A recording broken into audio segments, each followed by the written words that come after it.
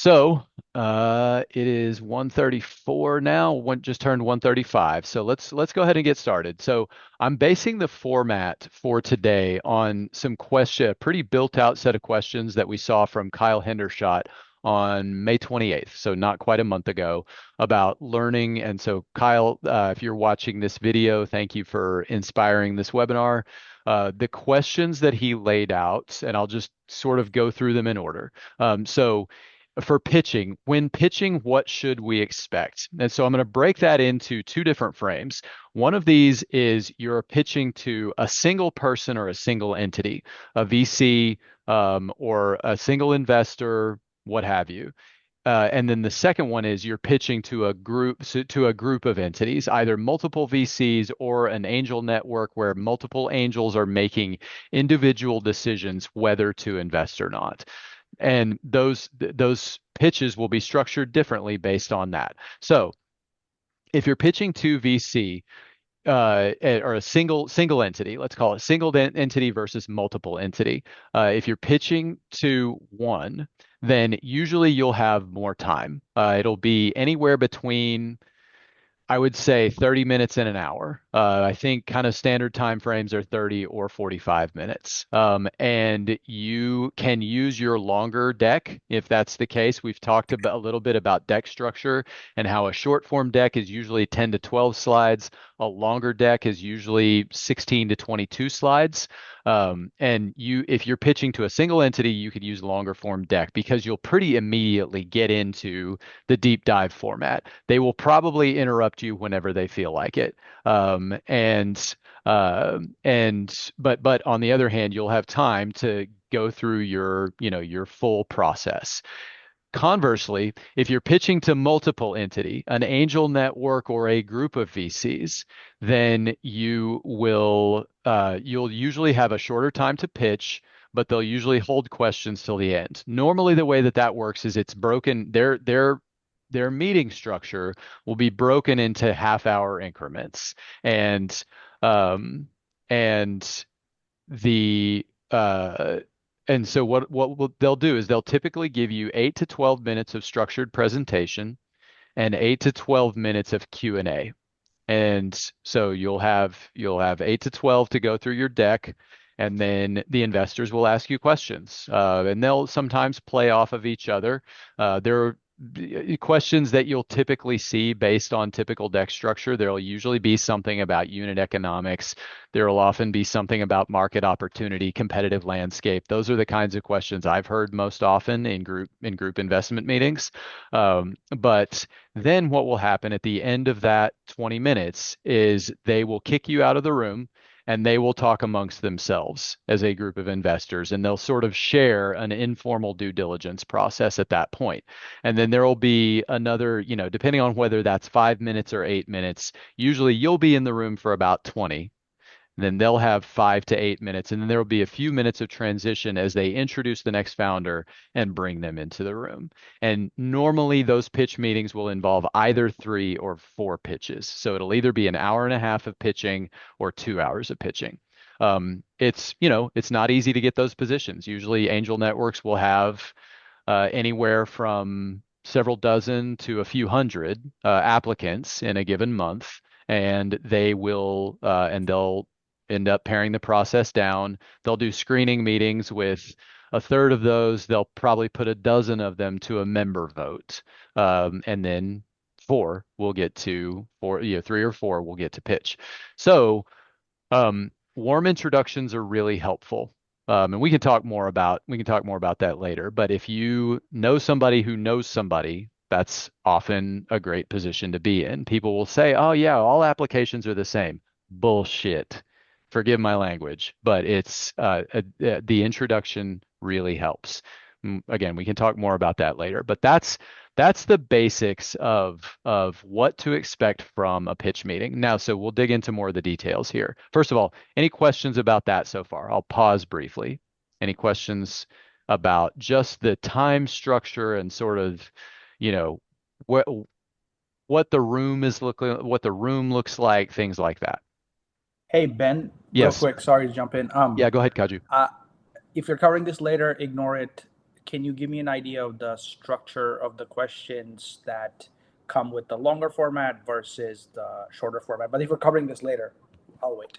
No, I think it's all broadly the same because it in the it eventually the whether it's a network group presentation or a single entity presentation, they still want to kind of broadly understand the same things. What an angel network will often do is they will often set up a deep dive later where you'll be able to get into more of the type of pitch that you would do for a single VC. So that doesn't always happen, but it often does. So the types of questions that you'll see are kind of built around the deck structure, which is what I'm going to get into next, Kaju. So Kyle asked, are there standard slides to provide versus not provide? You guys are all sort of, I think, broadly familiar with the basics of deck structure, but just a very quick run through. What you'll normally see is problem. The big eight elements of the deck that our investors are going to expect to see are problem, solution with basic mechanics, and be careful about how detailed you get. Market with basic sizing. You guys have probably all seen the three circles, total addressable market, serviceable addressable market, and then serviceable attainable market. That's the common diagram that's used. And then it scales down progressively. People are used to seeing it in that format. So market with basic sizing. And then competitive landscape is the fourth element. And this is honestly the one that is most often missing or incomplete from decks, especially if it's something like AI that's moving super fast. And how do you even examine the competitive landscape? Do your best. That's all anybody expects. I love seeing those Gartner Magic Quadrant charts. And that's really helpful for me as an investor. And obviously, every company is always going to set it up so that they're at the top right. And we expect that. Investors expect that. But they do want to know, do you know who you're going to be taking sales from? Do you know who's going to be taking sales from you? And if you say we're never going to lose a sale, you're full of shit too. That you just need to know who else is playing in your space. Then you move to uh, traction, timing, team, and then the ask, offer, and usage. So traction is basically what you have so far. If you're post revenue, awesome. Your valuation just doubled overnight.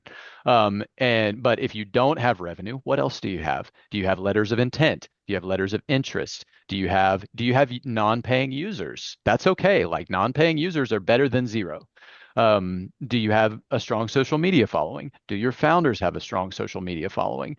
I count prior exits as traction as well. If you have a team with a bunch of exited founders on the team, uh, and they're pre-rev versus another team that doesn't have exits that's pre-rev, the valuation looks totally different.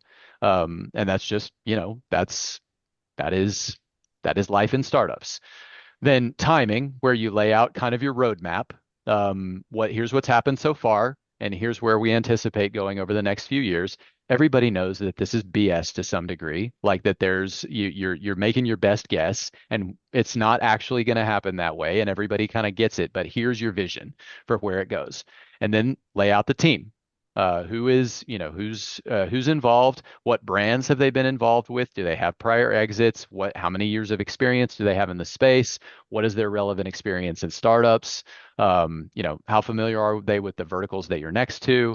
And again, what results have they driven? And it's not just exits. It's like, when you were working at Amazon or wherever it was, how did your department, think of this like a resume. It's very short, so each founder only gets a few bullet points on the team slide, and advisors may not get any bullet points or might just have a brief blurb, one exit or experience with Amazon or Netflix or whoever. But and then finally, the ask, how much money are you raising? The offer, which is how much equity are you offering for that, which implies then evaluation of the company. And then the usage, what you're going to use the money for. Now, so then those are the standard slides to provide versus not provide. So Kaju, to bring it back to your question about what questions should we typically expect? there's usually not a whole lot of financial detail in the deck. And so one of the first questions that usually gets asked, but not always, is a little bit more details on the finances. What is what does CapEx look like? What does OpEx look like? What do unit economics look like? What's your customer acquisition cost? There's often a question for more financial detail. Dominic, I see your question about how many people are in a room normally. For an angel investor network, like for an investor network, it could be anywhere between 20 and 60. I would say 50 is definitely on the bigger side. I find it's usually toward the lower end of that. But 30 is not uncommon at all. Decision made by a couple of people with a large team. Um, no, not that decision could be very granular. In an angel network, there will be people who are sort of the influencers in the room, who are kind of the power players, usually bigger investors. But a smaller investor might have, especially if they have experience with that vertical, might actually be one of the opinion setters in the room. With a VC, if you're meeting with a single VC, there will usually be one decision maker, or a committee that decides together. But really, it comes down to one person deciding. A general partner, if they're in the room, the person making the allocation, making the decisions for the fund at that point. Um, but yeah, with if you're pitching in a bigger room, usually multiple decision makers. If you're pitching to a single entity, usually just one. Austin, you were advised when going into raising negotiations to never state how much equity you're looking to part with when making an ask. So that will I'm gonna kick that to deal terms as we discuss deal terms later, Austin. I think I disagree with that advice. But we'll get to that. We'll get to that momentarily. Can a founder bring an interpreter at her pitch deck presentation if English is not her first language? Um, so I would have the founder pitch in the language of their primary market. If their primary market is the United States, the founder needs to speak English, in my opinion. If the primary market is France, then fine for the founder to speak French and translate to English for a group of English investors. But if you and Chris, I see your hand up. But I would have a lot of hesitation as an investor if the primary market is intended to be an English speaking country, and the founder doesn't speak English. They're buying you to some degree. They're buying the story that you can tell. And um, it wouldn't be an outright no for me, but it would be a yellow flag at the very least. Chris, what was your point? You're muted, Chris. Chris, you're muted. So my name's Chris Webb. I'm also an angel investor, and at Keiretsu Forum, I have seen that only with biotech, medical devices, something like that, where the founder is more of a scientist and is challenged to express themselves. So they have someone like standing there reading the slides in English, and then they answer questions. But it gives off a little weakness in the audience. So basically, a lot of the audiences, we like say, we'll specify like documentation has to be in English, and that's kind of a contractual thing. So I would just say, try to learn English as best you can, and then hire someone who can be that go-to. But having a translator like a UFC conference is like doesn't work. I think most of the room is going to dismiss whatever you say, unless it's like, okay, this is a breakthrough in this specific field, and we know that there's a history of success coming from France or Switzerland, et cetera, and they've seen this before. Yeah. Broadly, I think that's good color for this. And what the other thing that you could consider, Jean, I hope I'm pronouncing your name right.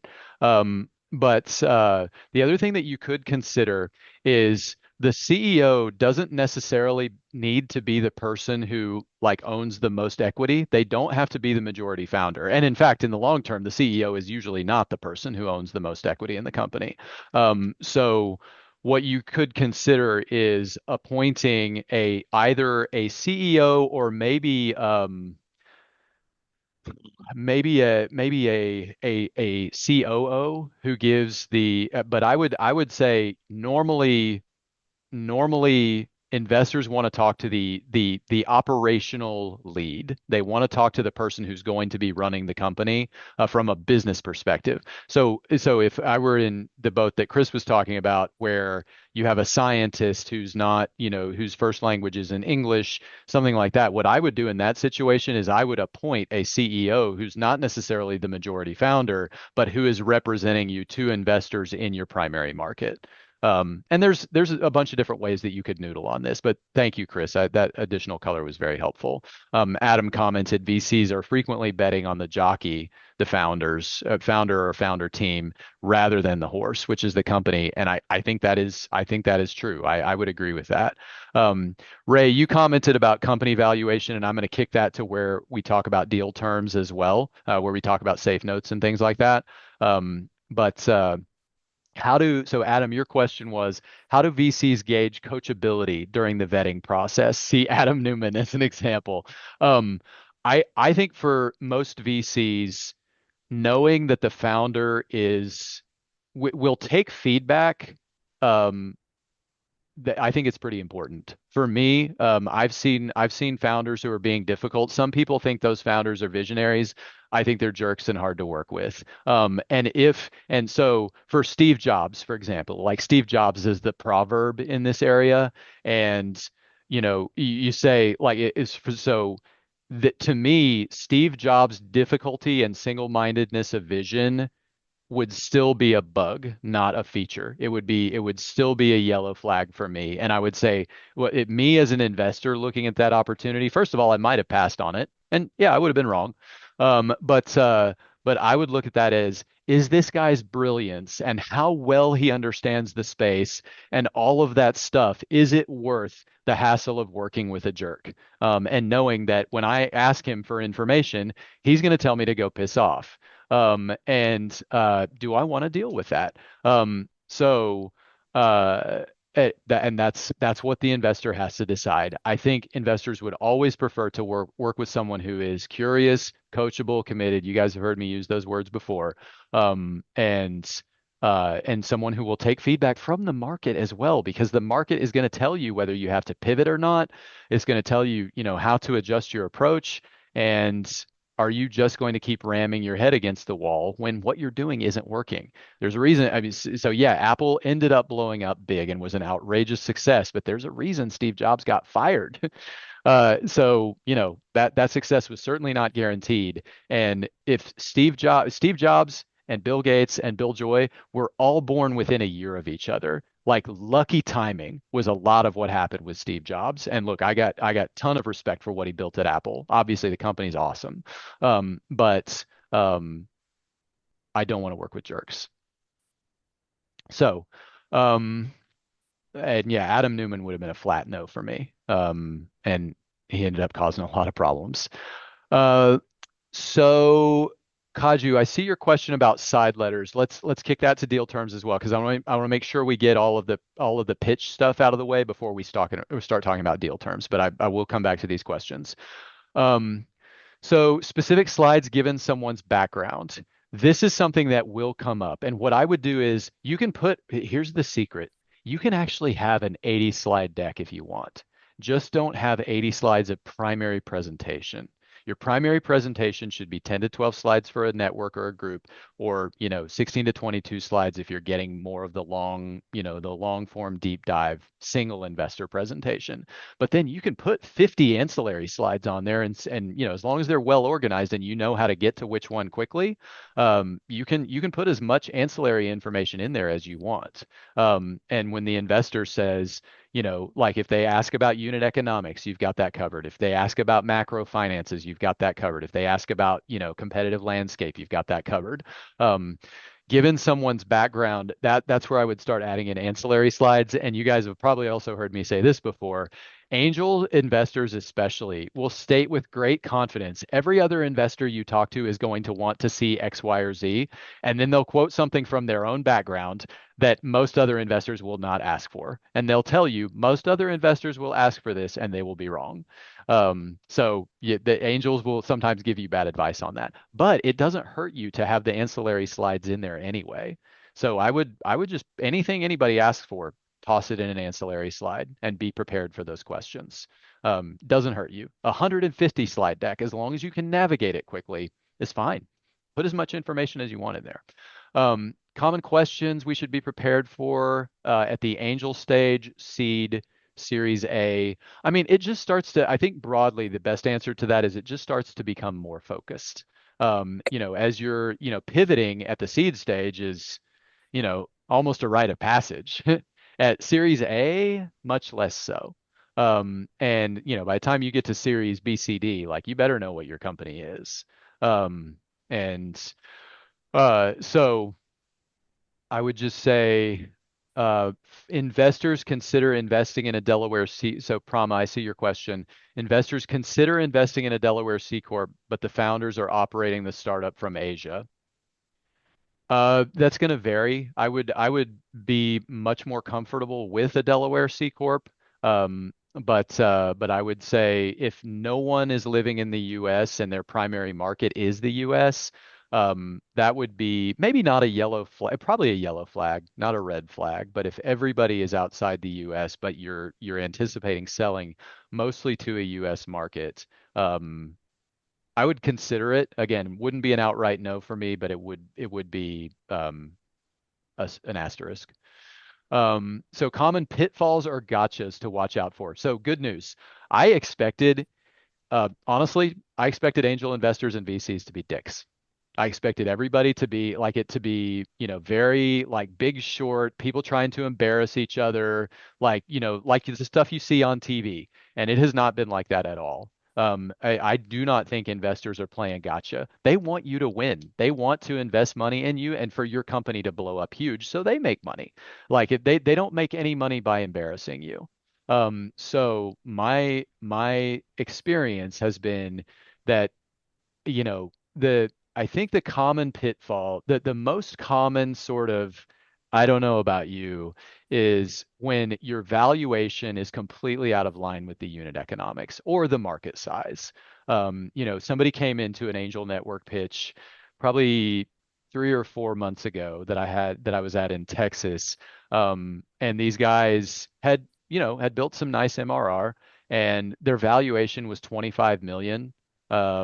And every like once they got out of the room, everyone in the room was basically saying, "This is a really nice opportunity. I would absolutely invest in this at 7 million and at 25 million. Screw off, guys. Like, give me a break. It is not worth 25 million right now." And that I would say, like outrageous valuations are the place where you're most likely to get sort of an eye roll. But everything else, I think it's very, very simple and straightforward. I do not think that it's a backstabbing, cutthroat type of business. I know you'll hear horror stories about that, both from a founder perspective and from an investor perspective. You'll hear investors talk about, yeah, this investor was saying, take my term sheet rather than somebody else's. I really haven't run into a whole lot of that myself. My hope is that you get out what you put in. But my position as an investor is if I get like somebody runs an end around on me, there's going to be another company. Like I don't have to get this one. And if I feel like this is the one I have to get, I'm probably wrong anyway. That's what the numbers say. So diversify. That's my advice to investors. And as a founder, like it's okay to be straightforward. I would encourage you to be straightforward. Is there a standard pitch structure? This is one of Kyle's questions. Yes, there is a standard pitch structure, and we dug into it earlier. And I would usually expect to speak for, that 8 to 12 minutes with a group, and then with a single investor or single entity, I'd expect to speak for more like 30 to 45, maybe an hour at the long end. All right. How should you try to structure your pitches to VCs? As in, do we try to slam them all together so there is buzz versus not? Uh, I I I don't think that. I know that people are irrational decision makers, and even VCs, angels and VCs can be irrational sometimes. We try not to be that way, and so the sort of create the scarcity artificially. I see posts on LinkedIn about this a lot, and I know that angels joke about it when it's obvious that somebody's trying to do that.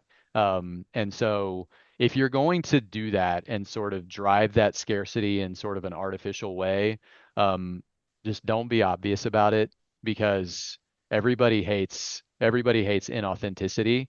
So I would play it straight. And as someone who's been a many time founder, in addition to being an investor, I would play it straight. I would not try to play head games with your investing market. Um, all right, so that's it on pitch structure, and now we can talk briefly about deal terms. Are there any other questions specifically about the pitch and, other interactional aspects of this before we start talking about deal terms?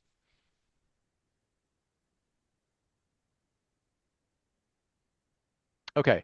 So Kaju, I want to start with your question, and then I'm gonna see if there's anything else that I missed. So Austin, you were advised against stating how much equity you were looking to part with when making an ask. I think that some people, like if you're doing a safe note, that's a way to kick the can down the alley, and I think most investors still consider safe notes to be reasonable. But I think that advice is not good in situations where, like, if you feel comfortable setting a valuation, I would say here's how much we need to raise. I would just be straightforward with that. I would not try to hide the ball on that. So I think that can be fine advice if you're planning to do a safe note. But if you're not, then I don't think it matters that much. I don't think hiding facts from your investors is ever really a good idea. Um, because they're going to find out eventually. Then Kaju, your question was, what is a good way to handle it for founders when investors ask for a lot of side letters? And I'm assuming you mean like the investor network is putting together an SPV, but investors want to invest on the side. I'm not exactly sure what you're asking there. Oh, sorry. No, by side letters, I meant an investor can ask for information and can meet with the founder whenever, kind of whenever they want. Like they have that right. Not a right, I guess. It's kind of a contractual thing that's written in, I see. whereas informal check-in, and it's basically seen as a micromanaging kind of tactic in my experience. But I just wanted to know if you could speak to that as a founder, and then on the flip side as an investor. Sure, yeah, and forgive me, I just hadn't but that term was a new one on me. I've seen covenants and and clauses and things like that. But yeah, when they ask for if the right to meet with a founder whenever they want, I wouldn't. I would just say, hey, we can meet like monthly if you want. If they're funding your entire round, and they're taking a big swing on you relative to anything else that you're seeing, maybe biweekly.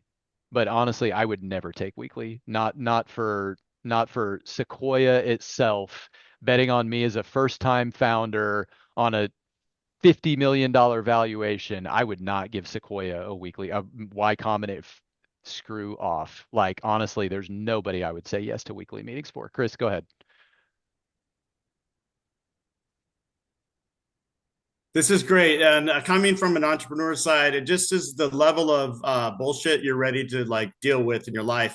And I'll give you an example. Like earlier, yeah, I'm middle aged now. So like early, I even like put up with like the investor like hiring their son and installing them on the board, and I put up with too much, and I had to but because I was always out there like socializing with that, with their people at their clubs and stuff, I met so many other investors, and it really opened a lot of doors. So I wouldn't be up for that level at middle age. And so you're going to have to determine that and just work with people you like and they like you. Yeah, I was just kind of like, if they want to ratify the main agreement, they should be putting in their weight, equal in money to do that. And if they're, I mean, like Ben said, like if Sequoia comes to me, I mean, if they want weeklies, I will get in bed with them. Sure, Yeah. like why not? So Yeah. And that illustrates, so right now, like that is a difference between you and me as a founder. And there's nothing wrong with that. Like you would say yes to that and I would say no. But and no and who's right? Nobody. We're both right. Like there so it really and that kind of illustrates the crucial truth here, which is that everything's relative. Like it's just, it's I would be cautious of in like if it quacks like a duck, usually it's a duck. An investor who looks like they're going to climb in your hip pocket and stay there until the end of time probably will do that. An investor who looks like they're your ally and they want to help you be successful probably is. There are like people show their true colors pretty early on in this process. That's my experience. I've had very few surprises in either direction, like either nasty or nice. So when someone tells you what they are, believe them. That's the best advice I can give in that respect. Um, thanks, man. so yeah, common. So this kind of rolls into. I'm going to take Kyle's questions a little bit out of order. So common deal terms that we should be aware of. A lot of people will ask for information. They'll ask for regular updates. They want to know how the investment is doing, in part so they can help you. I had an investment that went badly. I ended up writing it off a couple of years ago. And when the founder told us that they were folding the tent, my response was, "Man, I wish I had known about this 4 months ago because I could have." I don't know if I would have put more capital in, but I could have tried to help make some more introductions for them and help them close some more sales, to close some more partnerships.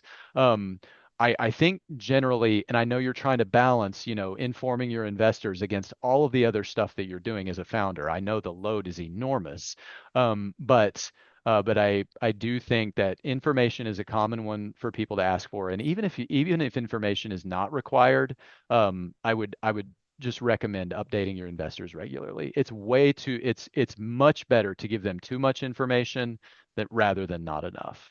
Um, Look, in customer service, what really makes you mad? It's not when the person can't solve the problem. It's when you don't hear back from them or they seem like they don't care.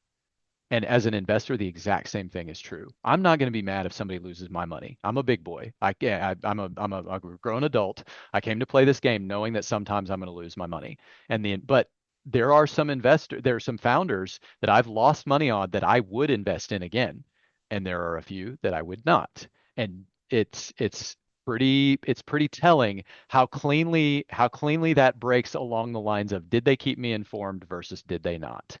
It's not 100%, but it's pretty close. And okay, so next question. What's a safe note? This is a very important one. So a safe note was a mechanism for protecting founders that was created by Y Combinator. It's basically a way of delaying the company's valuation because it's really hard to value very early stage companies.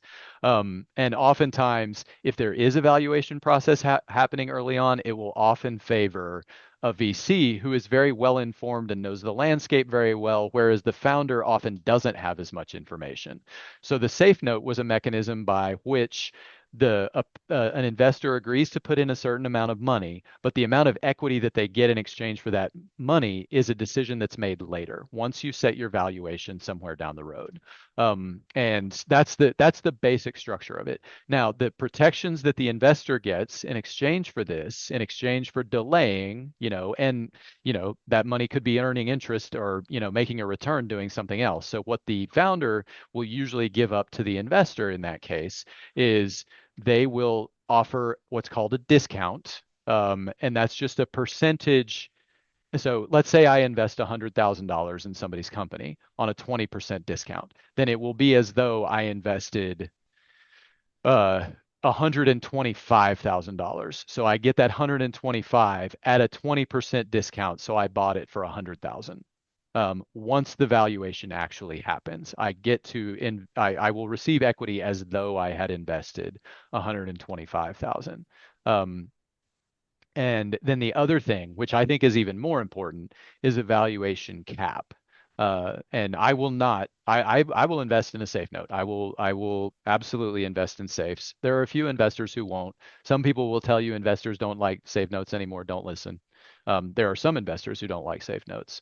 But I will invest in a safe note. I will not invest in an uncapped safe note. And what the cap is an agreement that whatever the valuation is down the road, you will get you, Mr. Investor, Mrs. Investor, you will get your equity as though the valuation were to be no higher than X. Frequently, common caps are 3.5 million, 5 million, 8 million, 10 million, something in that range. And what the investor would love to see happen is they invest in the safe note and then your valuation is 50 million, but they get their equity as though it were 10. Now, and as a founder, obviously you don't love that because you gave away a lot of equity on this. But if you're going to invest in a safe note and the investor is basically going to put their money in without a number to base it on, that's the risk you run. You have to accept those stakes in most cases. Most investors I know are not going to do an uncapped safe. Um, so that's basics of a safe note. And just for tax purposes and so forth, if like QSBS and things like that, we're not going to get into all those details today.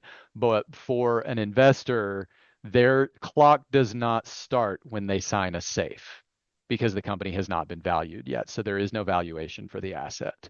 It's basically an agreement to invest later. They give you the money now, but it's an agreement to codify an investment later.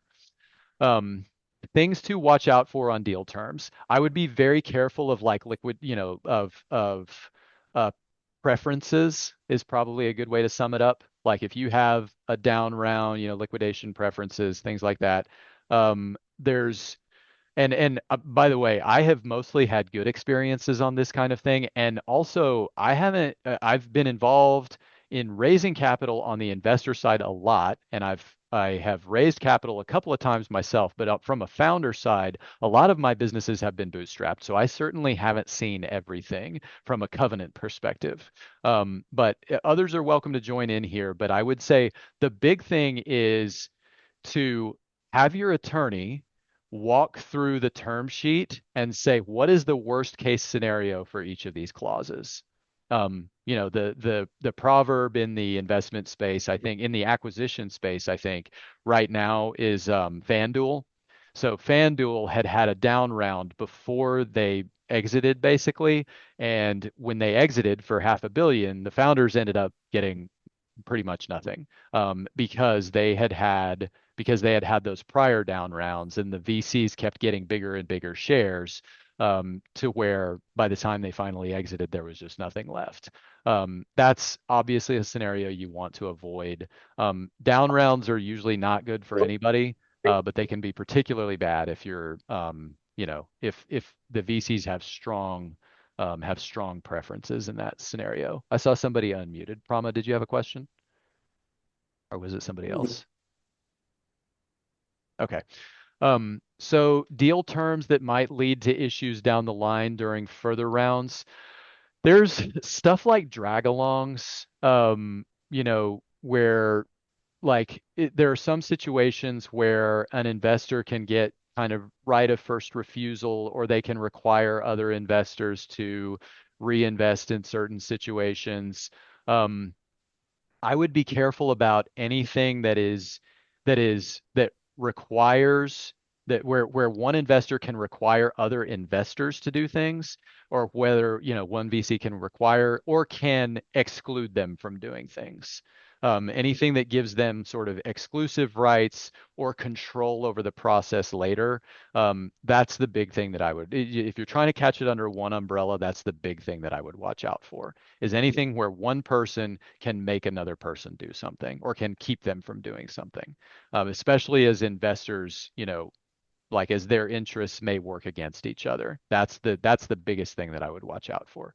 Um, Corporate structure preparation for investments. So in the United States, if you're going to take on major investment capital, you should be incorporated as a C corp. And Delaware C corp was mentioned earlier. Delaware is still probably the gold standard. I think more people are doing Texas now, which I'm not upset about being from Texas.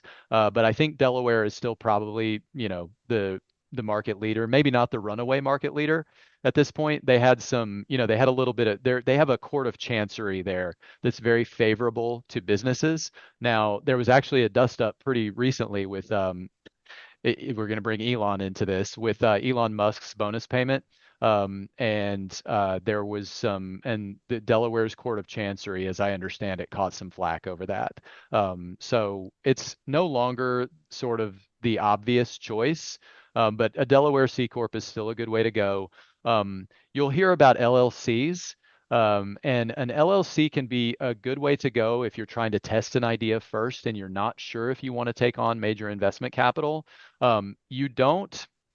And then there's the other question that comes up sometimes is the kind of chicken and egg thing. Like, do I need to have my incorporation done before I start talking to investors? Um, Officially, the answer is yes. Do with that what you will. Um, you should, yes, officially, you should have your corporate structure set up before you start talking to investors. Uh, let's see. Safe note, common deal terms. Yeah, going back to information, just be prepared for investors to ask for information, for them to ask for the right to invest again, that is perfectly fine. I would not have an issue with an investor including a clause that says, "Hey, we get the right to participate in the next round." Because again, they're not requiring everybody else to do anything. They're not requiring another person to do something, and they're not trying to dictate what anyone else is going to do in the future. That I would have no issues with. Um, let's see. I think so that's our 45 minutes. I am perfectly happy to stick around if people have more questions. But yeah, what else would you like to know?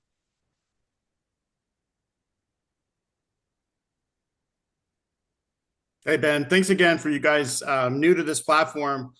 Can you give me a 10-second background how this came to be? Yeah, I'll tell you exactly what happened. I posted on the Angel Investor subreddit that I was seeing a lot of stuff that was uninvestable, and I offered to kind of mentor people to, help them find something that is more investable. And I expected, I post on that subreddit, a couple of times a month, and usually 10 to 20 people like the post and 5 to 10 people comment, and I get a couple of chat requests from somebody, usually somebody looking for investment. And I'll have a conversation. Sometimes I'll hear those pitches.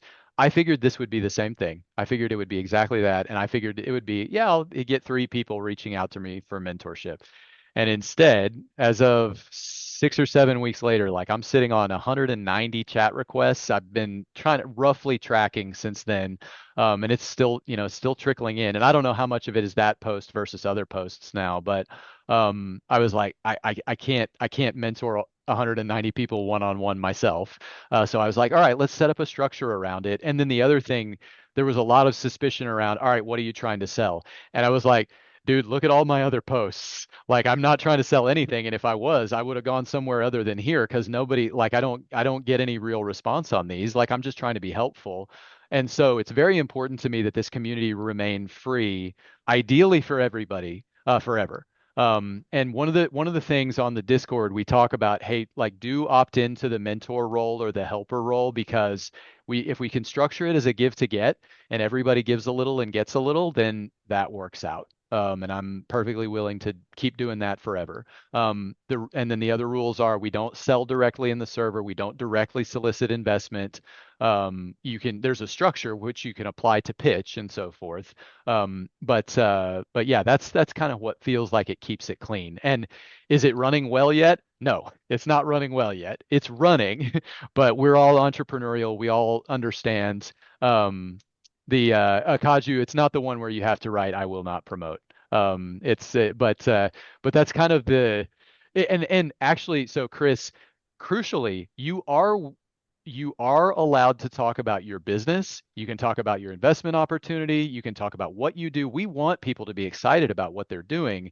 You just can't say, Cornelius, will you invest in my company? Or is anybody willing to invest in my? You can't directly solicit. That's the rule. And you can't directly sell. No landing pages, no promo codes, nothing like that. But you can talk about what you do. And if people do business in a PM off the server, that is none of my business. Like I don't have an issue with that. We're all building businesses. That's where we've tried to kind of draw the line so far. Hopefully people think that's reasonable. Um, Jean, I see your question. When can a new founder be sure that she is ready for pre-seed that is not too early? And then Ray, I'll get to your question about valuations. I've got a few more minutes. Um, so, John, I think it's never too early to start talking to investors. Never. Like before you even know what your business idea is, start talking to investors. Figure out what's important to them. What's in their thesis? What do they like and not like? And then you definitely don't have to be post revenue to seek investment. I know a lot of investors that invest pre-revenue. I'm one of them. I have very high standards for pre-revenue companies, but I do invest pre-revenue. And I I I just don't think that it's ever. I don't think that it's ever too early. I would say start building the relationships now. Start talking to the investors about what's your appetite for something like this for the stage that we're at right now. Is this something you'd be willing to invest in? I think you'll find the answers are all over the map. But if you've but it's never too early to start thinking about relationships with investors and how you're going to build your capital raise. That is always good stuff for you to have in mind. Ray, correct valuation calculations. This is a really tricky one. I think investors want people to think that we have all of this down to a science on valuations, and we don't at all. Like it seems to me like it really comes down to, are you pre-revenue, post-revenue? Are there exits on the founder team or not? And how big does the idea feel? And can you build a moat for it? Um, so if you can answer those three questions, you can kind of lock in on what the investors are going to think is a reasonable valuation. There are a couple of exceptions to this. I know a guy, his name's Jeff. He's in the Aggie Angel Network, and he does really good stuff with unit economics. But even with his stuff, like sometimes I'm like, yeah, it could be that, or it could be three times that, or it could be a third of that. It's really about it's about telling a story that makes sense. And you can start that. And the nice thing as a founder is you can start that story from anywhere. You can start top down, you can start bottom up, you can you can go left to right. So Chris, I see your note about discounted cash flow and industry multiples is a good thing, but um, once you've got some, so that stuff is usually going to be post revenue. Um, Pre-revenue, it's a lot trickier. Um, so happy to answer any other questions that may be um, that may roll out of that. Does anybody have any other questions in general?